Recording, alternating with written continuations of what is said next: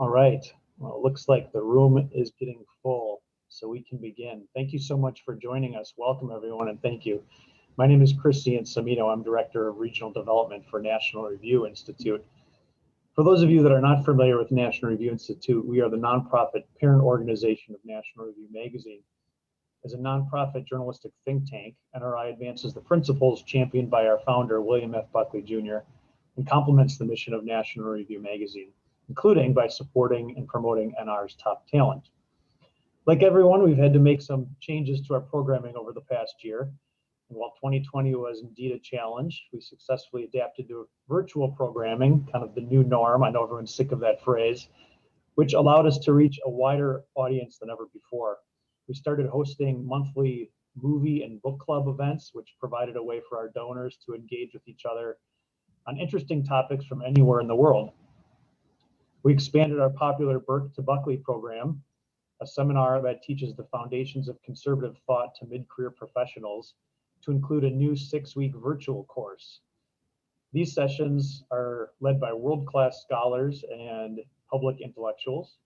Readings include selections from the Federalist Papers, Milton Friedman's Capitalism and Freedom, and Edmund Burke's Reflections on the Revolution in France. The virtual Burke to Buckley program actually begins in 2 weeks from tonight, and you can learn more about the program and how to register at nrinstitute.org. In the past year, National Review Institute, in partnership with National Review, also launched Capital Matters, a bold new effort to explain, defend, and celebrate capitalism. It has proven an indispensable resource for those seeking robust financial coverage from a free market perspective in what we like to call a National Review sensibility. Capital Matters' new podcast titled The Capital Record, sponsored by NRI and hosted by NRI trustee David Bahnsen, provides a new way to promote our unabashedly free market ideas to a larger audience. Looking forward now, tomorrow, Thursday, at noon Central, NRI is hosting a special webinar with National Review Editor-in-Chief Rich Lowry and Christopher Caldwell on his NR cover story titled The Inequality of Equity. Christopher Caldwell is a contributing editor at Claremont Review of Books and a contributing opinion writer for the New York Times. And finally, next week on May 20th and 21st, you all are invited to tune into a live stream of NRI's biannual Ideas Summit, featuring panel discussions with top NR writers and special guests, including former Secretary of Education Betsy DeVos, Governor Jim Justice, and many others. Again, you can learn more about all of these events and programming by visiting nrinstitute.org. Now back to today's event. One of the ways that we connect NR writers to their readers is through regional partnership events like this one. These events serve two valuable purposes: amplifying the work of NR writers beyond the magazine and strengthening the conservative movement by supporting the many allied state-based organizations across the country. We're pleased to partner with one of those great organizations today in the Show Me Institute. To tell you a little bit more about today's topic and speaker, I would like to turn it over to the CEO of the Show Me Institute, Brenda Talent. Brenda, thank you so much for having us today. Well, thank you, Chris. The Show Me Institute is pleased to partner with the National Review Institute to bring everyone this program. For those of you who don't know, the Show Me Institute is an independent research and education organization. We focus on Missouri fiscal and economic policies from a free market lens. We don't believe that more government is the solution to every problem. Instead, we promote solutions to the problems facing our citizens from the perspective of what can we do to unleash the power and creativity of individuals. Please learn more about us at showmeinstitute.org, on Facebook at Facebook.com/ShowMeInstitute, or on Twitter at ShowMe. We will be taking questions during this time. So to ask a question, look at the bottom of your Zoom screen and click on the Q&A box. There you can type your question, and Zach Lawhorn from Show Me Opportunity will be our moderator. It's now my great pleasure to introduce our speaker. Ramesh Ponnuru is a senior fellow at National Review Institute and a senior editor at National Review, where he's covered national politics and policy for 25 years. He's a columnist for Bloomberg Opinion, a visiting fellow at the American Enterprise Institute, and he serves as a contributing editor to National Affairs. His articles are frequently published in the Wall Street Journal, the New York Times, and the Washington Post. He's a regular speaker on policy, politics, and constitutionalism at the nation's leading campuses and law schools. He also appears regularly on television programs about public affairs. Today, he's going to be discussing the case for conservative economic agenda. So I'm very pleased today to turn the program over to Ramesh. Thank you, Brenda, for that great introduction. Thanks to everybody here for taking time in their lunch hours to listen to this discussion. I'm just going to launch right into it, if you don't mind. I don't know if, hopefully for the mental health of everybody here, you're not quite as active on Twitter as I am. But one thing I've noticed over the last couple of days is a lot of people making variants of the same joke about how President Biden met with Jimmy Carter just a week ago, and already we've got gas lines, high inflation, and conflict in the Middle East. It's a good line, but and here I'm going to justify the person who years ago dubbed me the conservative Eeyore. It's actually, I think, a little too optimistic to suggest that we are having a reprise of the late 1970s. And that's because there was a way out in the late 1970s that is not quite available to us right now if we're thinking about getting our economy back on track, improving its long-term growth rate, while also having macroeconomic stability. And what I mean by that is that there were a number of larger demographic trends, structural trends in our economy that we could take advantage of then, that we can't right now. And some of those are actually millstones that have been removed. So, for example, we had a top income tax rate of 70% when Ronald Reagan took office. And so you could achieve a lot of economic growth just by reducing that very onerous top tax rate.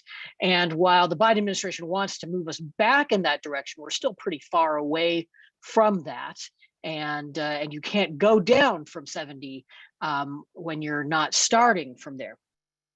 You also had some other things that were going on. So the reduction in the income tax rates and the reform of the tax code that happened because of Reagan and people like Jack Kemp and Bill Roth back then also was accompanied by rising labor force participation, because a lot of women were entering the workforce. And you can't see that kind of increase again because it's already happened. You had a major increase in educational attainment back then. And the idea of sort of just simply throwing more money and people at higher education, kind of blunt force strategy, made a certain amount of sense then, but has reached very, very diminishing returns subsequently. And so we're going to need to try to do something else.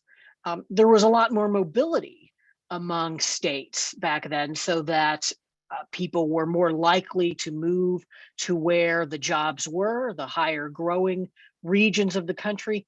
And this fostered a regional convergence in economic strength, where you did have higher growing areas, but it tended to even out over time. That has gone down because mobility has gone down for a number of reasons that I'm going to try to come back to.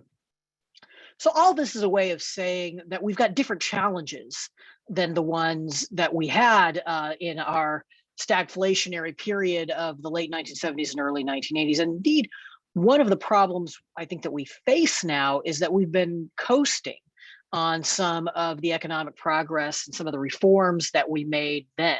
The great burst of deregulation in the Carter and Reagan years, the reform of the tax code, and really the revamping of American business, which has in some ways been ongoing, but really a lot of that took place in the 1970s and 1980s. And we haven't seen that kind of bold system-wide economic reform since then. And I think it's shown in a number of areas. Now, I won't claim to have all of the answers for what we need to do about the economy.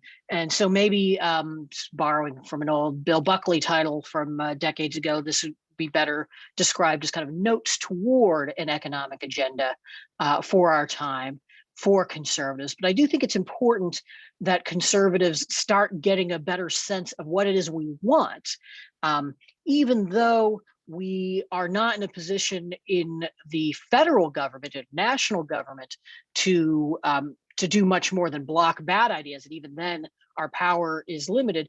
We need to know what we want, what we're working towards, so that A, we can increase the chance of getting there, and B, we'll have some better sense of what to do if we do get there, starting in 2023 or 2025.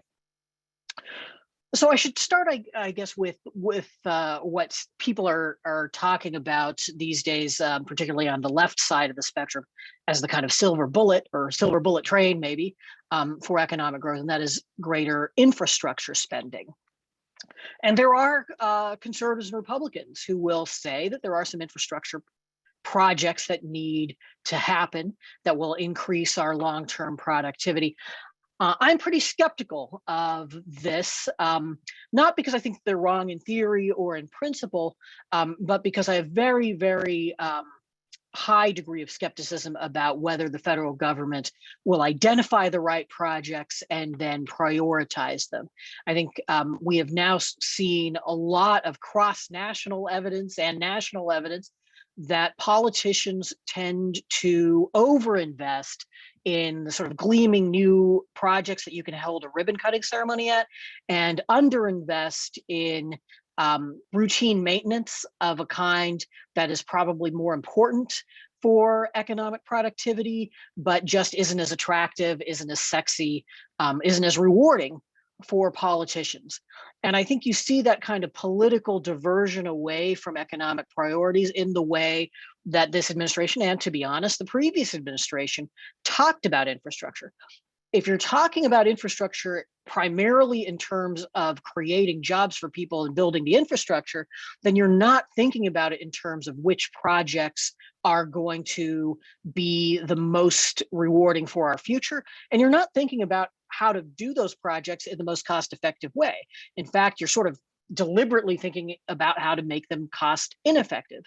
So for that reason, and because I think a lot of the particular infrastructure problems that politicians like to talk about, that Biden likes to talk about, are oversold. You know, our bridges are not, in fact, crumbling. That for about 3 decades now, the state of our bridges has been pretty steadily improving, according to the Department of Transportation's own statistics. I don't think that this is going to have the kind of payoff that a lot of people think it's going to have. A second area people are very bullish on, and this is bipartisan, is immigration reform. You hear a lot about how we need more immigrants to make up for the fact that we're an aging society, and to get our population growing. And I think there are a number of problems with this idea. First, the whole world is aging. It's not just our country. And as poor countries become richer, there's fewer people who want to leave. And as other advanced countries become older, we have more competition for places to go to. So for those reasons, you're probably not going to see immigration change the age profile that we have in our country. Another thing that tends to get overlooked, every so often you'll see a study saying, you know, if we have a massive increase in immigration, we're going to have a much larger economy. And that's true, but it's totally misleading. It's also true that if we just annexed Canada, we'd have a much larger GDP, but that wouldn't necessarily mean that anybody was better off than they were before. It's just an accounting issue. With immigration, it's pretty clear, and this is true, if you look at the fine print of any of those studies that show that immigration is good for the economy, they'll say that 99% plus of the economic gains are captured by the immigrants themselves, which is totally fair. But it means that you can't count on them to improve the wealth and incomes of people who are already here. And then the last point I'd make on immigration is simply that if that is what we want, an immigration policy that works in favor of our economic welfare, that's not so much an argument for increasing immigration as it's an argument for changing the way we configure our immigration system. Right now, we have an immigration system that is based very, very largely on reuniting extended families and not very much on recruiting people with high skills. That is something that you could change if we had the political will and interest in doing it, and you could change it without changing the total level of immigration. And to the extent that we're thinking about pro-economy immigration policy, it seems to me that's what we ought to be doing. Another place where I think that some reform actually does have some real prospect of making big gains in our economy, but where there are pretty formidable political obstacles to that progress, is housing.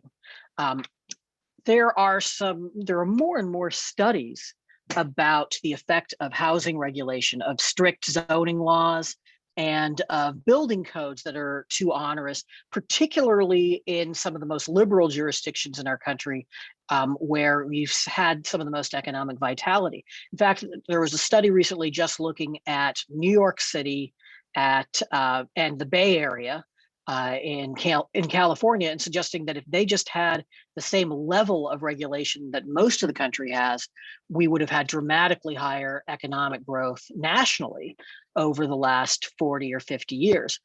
Now, this isn't something that we can wave a magic wand and fix at the federal level, but it is something that pressure can be placed on liberal jurisdictions in particular to make those kinds of changes and thus promote the kind of mobility that we used to have in our country and that used to work in favor of every region of the country, but as I mentioned earlier, has sort of stopped working in recent years.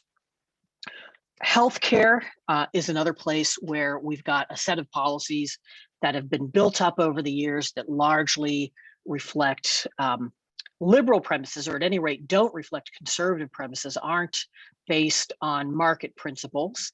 And this has become a bigger and bigger problem over time because healthcare has just grown so rapidly as a portion of our economy. It's now between 1/6 and 1/5 of our economy. And when you run a segment of a large economy that is itself that large on such inefficient principles, you're bound to get an enormous amount of waste. And that's what we see in our system. We see enormous amounts of spending. And while you see some payoff in terms of healthcare, you don't see nearly the kind of payoff that you would expect or that you should yield from all of this spending. Obamacare, I think, has reached a certain amount of a dead end. And I think you're already seeing from the Democrats a kind of ramping down of their ambitions as they see that they can't get to anything like Medicare for all. They can't even really get a public option that achieves what they want it to achieve. In order to get the kind of benefits they'd want to get, they would have to force doctors and hospitals to participate in it.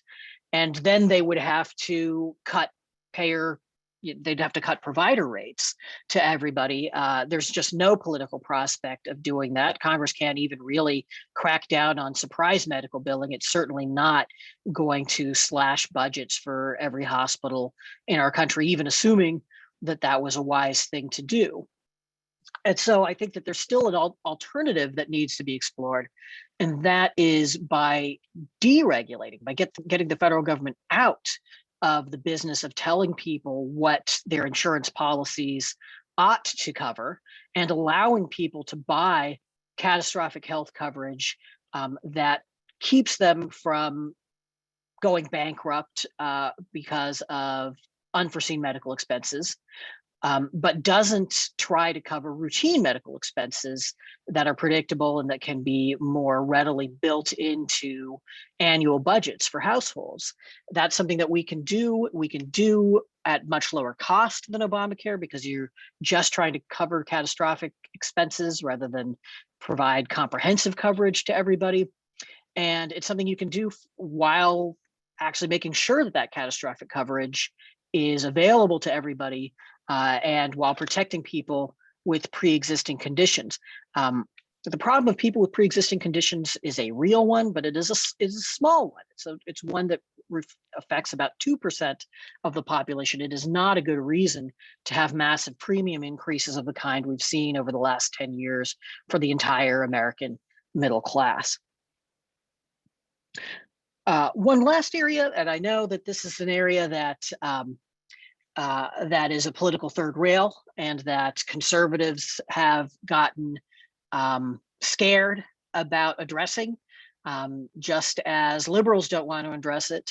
And that is the issue of federal spending. We've got runaway federal spending, which portends a rising share of our budget going to interest costs, which is going to crowd out the space that we would have had for pro-growth tax cuts or for just tax relief, and for important national priorities, and eventually for national defense. It is imprudent. It raises the likelihood that there will be some kind of fiscal crisis or some kind of bond market crisis in our future. And just the sheer amount of federal spending also displaces private sector economic activity that we have reason to believe would be more efficient and more growth generating. And so I don't think this is something that we can quit on, even though the political prospects are not particularly encouraging right now. And I would say, even in words that would be even scarier to most politicians, I think entitlements have to be a big part of this picture. Entitlements, particularly Social Security, Medicare, and Medicaid, but also some of the Obamacare subsidies, are the largest portion of the budget. They're the fastest growing portion of the budget. Nobody wants to see an abrupt reduction in, for example, Social Security benefits for the elderly, and we don't have to do that. But our ability to do that shrinks every year. The ability to make gradual changes in these formulas that reins in their growth in a way that makes them affordable gets that window is closing a little bit every year. And so one of the things that I think we should expect political leaders to do is to look forward and to advance those gradual reforms now, so that we can avoid abrupt and drastic changes in our near future. When I first started writing about this was a crisis that was 30 or 40 years away. We're now talking more like 12 years away, and unfortunately, politicians not only haven't done anything to make that problem better in the intervening period, they've actually made it to a significant degree worse. I'll just close by saying that this is a time when a lot of conservative thinking about economics, is about policy issues in general, is up in the air. There is a real question as to what conservatives should stand for. There are people who say that the market has failed us, that we need to have a more government-centric approach to guide our economy, that it's time to leave behind the Reaganite principles that animated the Republican Party and conservatives for so long. And I think it's important not to be dogmatic about these issues. If there are particular places where a stronger government role or more expansive government role is required, then I think we ought to entertain that possibility. Or I think there are a lot of follow-up questions that we need to ask. We need to be careful about that. But in general, I just think it's a mistake to think that our problems in our economy trace in any serious way to having gone overboard with free markets. I think that there are a lot of places where instead our problems stem from not having had free markets, and that there are great opportunities for us if we will not abandon those Reaganite principles, but apply them to the circumstances that we find ourselves in today, which are not the same circumstances that we were in the 1970s. And I hope I can count on you all to help as we think through how to apply our shared conservative principles to the challenges of our time, and to expand opportunities for ourselves and for our kids. Thank you. Great. Thank you, Ramesh. So our first question is, so in the 1970s, you mentioned that there was an abundance of deregulation and growth in the labor market. In terms of lowering taxes, deregulation, what would be different now, if anything, than we did in the 1970s to promote growth? If deregulation worked back then, and we're still in this, say, maybe facing new stagnation, what could we do differently this time? So I think there is a lot of role that deregulation could play, but it has to be applied to different areas of the economy, right? I mean, the trucking and airline industry were the great success stories of deregulation in the late 1970s and early 1980s, whereas now I think we've got a bigger problem with housing regulation. For example, there's a lot that we need to do to change our higher education model. It's not strictly speaking regulation, but it may as well be regulation that is behind a lot of the trouble that we have in higher education, because all of our institutions of higher learning are dependent on federal loan programs, and those come with some serious strings attached that have deformed that sector of the economy. Similarly, with tax cuts, I think there are things that we could do on taxes that would promote economic growth. And in particular, I think that we need to look at lowering taxes on business investment. But it's not just a kind of repetition of what we did in terms of bringing the top income tax rate down in the 1970s and 1980s. It's a different set of tax issues. Right now, I think probably the biggest pro-growth thing we could do with the tax code is have immediate expensing for all business investment, and not just corporate investment, by the way, but also small business investment. So you mentioned that we might be, with all this government spending, we could be heading towards some sort of financial crisis. Over the last few months, you've heard people address concerns about inflation using terms like transitory. It's been the Fed's position. CPI report came out today. It seems like that there's a very real and very high rate of inflation. Are you concerned that it could be more than just transitory? I think that we should have some concern. I am much less alarmed than a lot of other people. I do think some of it is transitory, particularly if you look at the year-on-year number. That looks artificially higher because April 2020 was such a weird year.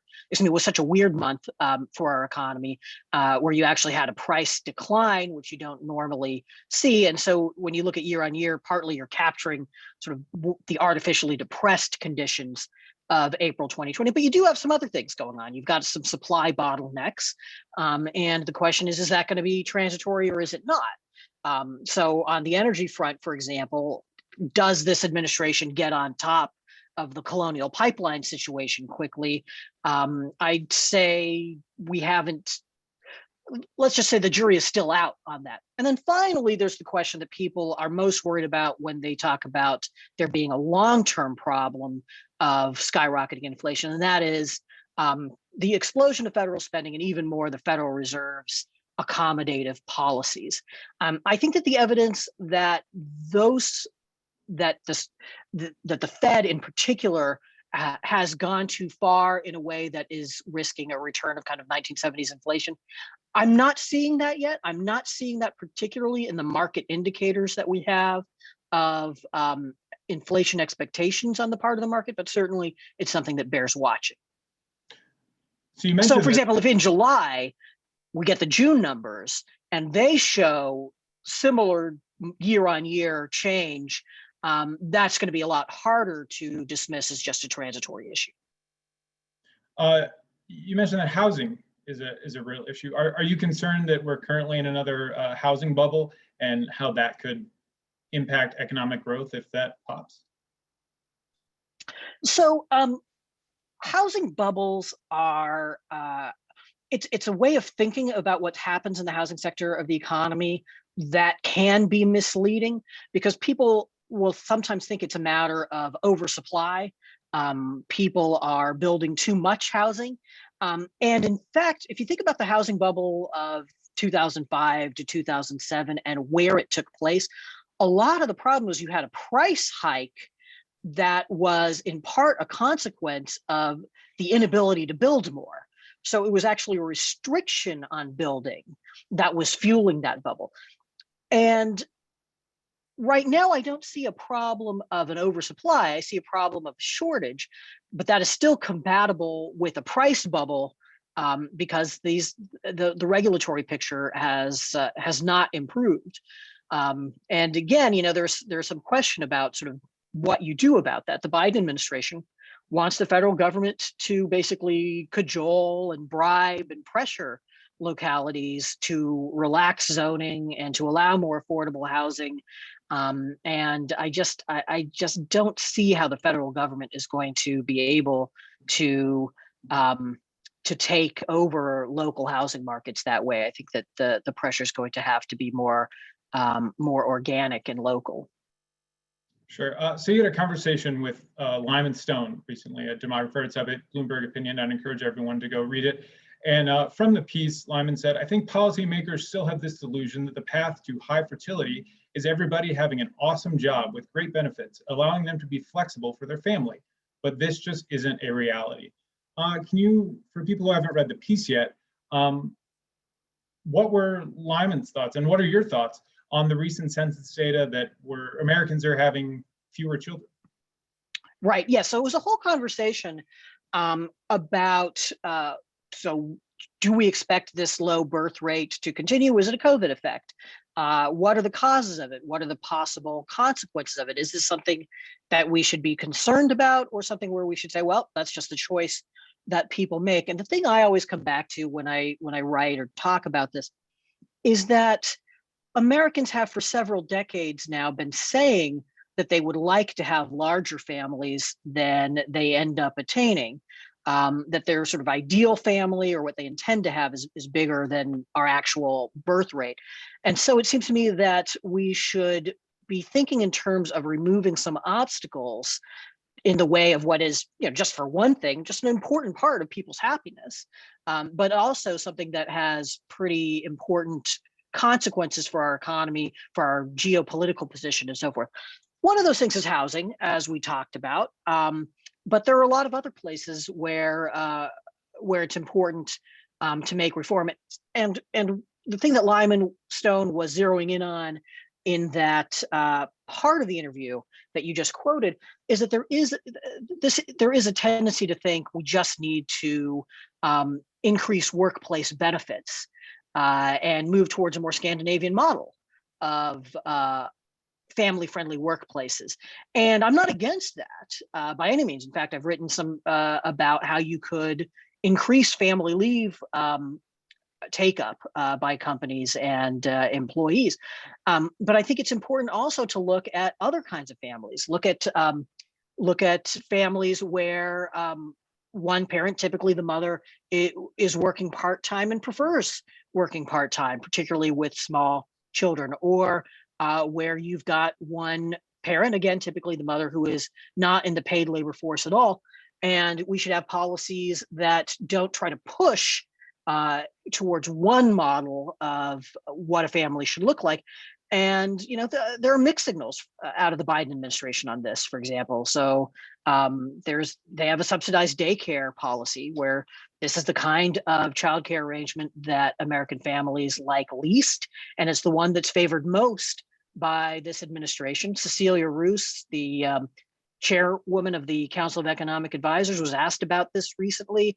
Why not just help all families and not daycare? And she said, we want people, especially mothers, in the labor force. Well, it seems to me that is not the right way to start thinking about family policy. We should be starting with what's in the best interest of children, and we should be starting from the place of what the families actually want for their children, not what are this administration's labor force goals. Sure. So what are your thoughts on the recent conversations from the conservative side about maybe a child tax credit? I'm a longtime proponent of an expanded child tax credit. I think that the way our government is structured tends to overtax parents, especially parents of large families. And so the expansion of the child credits that, say, Senators Lee and Rubio have been talking about is, I think, a good rebalancing of our government, which is also, I think, sends too much towards the elderly and doesn't do enough for children. But we want to do this in a less big government centric way. We want to do it in a way that involves tax relief. And so the money is directed by parents, and we're not micromanaging it on the part of the federal government. There are, however, some pretty important design issues that you get into when you start thinking about the different approaches, whether it's Senator Romney's child allowance or Senator Hawley's parent benefits or the Lee Rubio approach. And you've got to be careful about unintended consequences. You don't want to discourage work, for example, past a certain point. And you certainly don't want to discourage marriage, which is a problem that we've run into in the past with some of the policies we've tried to pursue to help children.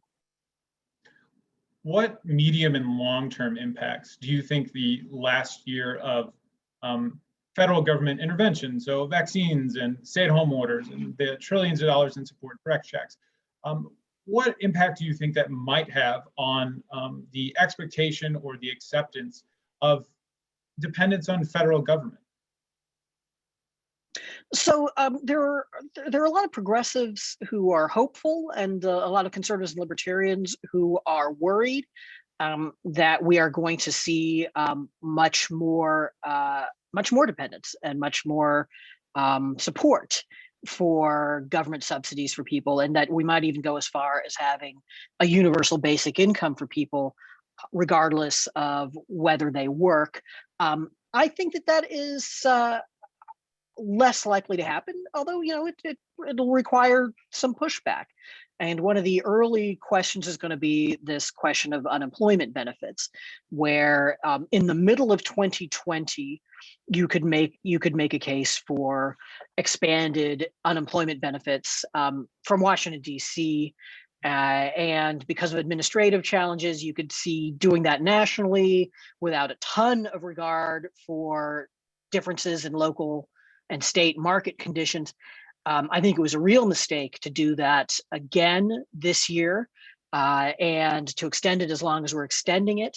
And I think that you're going to see more states do what I gather Missouri has just done, and that is to call a halt to that, because we are, I think, seeing signs, and you've seen even some liberal Democratic economists agree that unemployment benefits are getting in the way of bringing people back into the labor force. So I think it's important, by the way, to say that's not just a problem for the economy or for people who are working. It's a long-term problem for those people themselves. If you sort of bribe them in a way that keeps them out of the labor force for a while, skills degrade, habits degrade, and it becomes harder to become part of productive society again.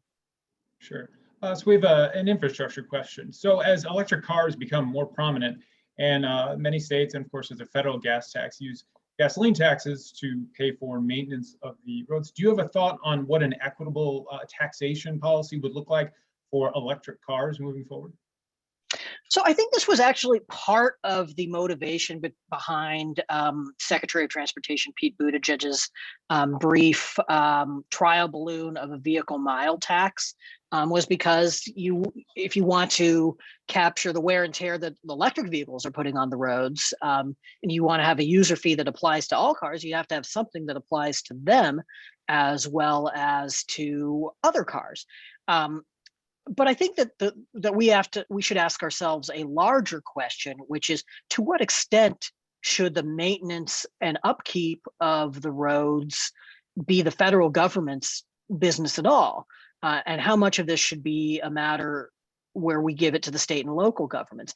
And I think that, there's a role for national government when you have a truly national project, like the creation of the national highway system in the beginning. But I think that a lot of the operation and maintenance is something that you should trust to the state governments, that you should cut the federal gas tax substantially and leave it to the states to maybe raise their gas tax, maybe try about vehicle miles tax, maybe try some creative new approach that I haven't thought of or haven't read about, and trust them to have a better sense of what their needs are without having to sort of funnel all the money to Washington and then bring it back again. Do you think there is a conservative free market policy solution that ends with healthcare for all? I think there's been a lot of good healthcare policy work by free market scholars. I think that there are some serious political obstacles in the way of that. And I also think you're not going to have a kind of pure kind of libertarian utopia. We have always had a pretty high degree of government involvement in healthcare. And, look, I mean, the basic guarantee that the federal government is going to see to it that people in old age have access to medical care, that's not going to go away. I think you could do it in a much better way than we are currently doing with Medicare. I think that Medicare Advantage is something that has tended to have pretty low costs and pretty high satisfaction rates, precisely because it incorporates more kind of market-like features than traditional Medicare does. And we ought to look at expanding Medicare Advantage and saving money and improving medical care for seniors. You don't end up, if you follow that path, with a set of healthcare policies as sort of market oriented as they were in 1962. But I think you can end up with something where the federal government does less to distort healthcare markets through its spending, taxes, and regulations than it's done in decades. And I don't by any means think we should give up on that. So you mentioned that we're at the point now in needing entitlement reform where we're going to have to start making some gradual changes. And can you get a little bit more specific on that? Do you mean raising the age for Social Security, Medicare? What are some specific policies that you would gradually reform? So Medicare, the first thing I would do is what I was just talking about, which is expanding Medicare Advantage. And I think that one thing you do is you allow these plans to share more of the savings with people who choose to sign up. So the taxpayers get a smaller percentage of the savings, but there's more total savings because more people are doing it because they're following their incentives to choose the cheaper, high quality product rather than the more expensive high quality product. On Social Security, I think that the answer has to be looking at middle class and upper middle class benefit levels and saying, if you retire in the year 2050, you should get the same benefits that the retiree of 2021 is getting, adjusted for inflation, but it shouldn't be higher than that. We should not be saying that every year's new retirees get a bump up in the real benefit level. And we should do that in a way that protects people from ever falling into poverty, which weirdly, our Social Security system, as expensive as it is, doesn't do. It doesn't actually absolutely protect seniors from the threat of poverty. And you can do that. My colleague at the American Enterprise Institute, Andrew Biggs, has sketched out how you could gradually move toward a system that did a better job of protecting people at the low end, but didn't grow benefits quite as much at the top end. And did this also without actually cutting anybody's benefits from one year to another. It would just be moderating the growth. Now, even that, it'll be savaged, right? People will say you're slashing benefits. And in one sense, that'll be right. The benefit of 2040 will be lower than it would be if you just let this program go on autopilot. But we can't actually afford to let this program go on autopilot. So that's actually kind of a false alternative. You run into this sort of demagoguery problem anytime, and that's a hard problem to solve. But I don't think that excuses our leaders from facing those problems. And just quickly, before I toss it back to Brenda to wrap up, thoughts on means testing Social Security? Well, I think this is what I'm talking about is a kind of way of doing that. So people, when they talk about means testing Social Security, they mean different things by it. So Chris Christie, during his short-lived run for president in 2016, had a means testing policy that, if I recall correctly, started hitting people who had assets of $800,000 or above. I don't like that idea for a lot of reasons. One is I don't want to penalize people for having saved their money over the course of their lifetimes. I want to encourage people to do that. And if you change the benefits formula, which is already based on a measure of kind of lifetime earnings, so that it just doesn't keep growing the way that it's grown, I think you get at the issue of not giving benefits to people who don't need them, right? The Bill Gates problem, although I guess he'll need twice as much as he used to. But you don't get into the bad incentive effects that you have if you say, sorry, you're working too much as a senior citizen, and so we're not going to give you benefits. Well, no, we don't want to discourage work. We don't want to discourage savings. Great. Thank you very much, Ramesh. Brenda, I'll turn it back over to you. Well, thank you, Ramesh, for a very informative program. And I want to thank everyone who's joined us today for your support of the Show Me Institute and the National Review Institute. For those of you who are joining Ramesh for the virtual reception, just please stay on the call. We're really looking forward to having in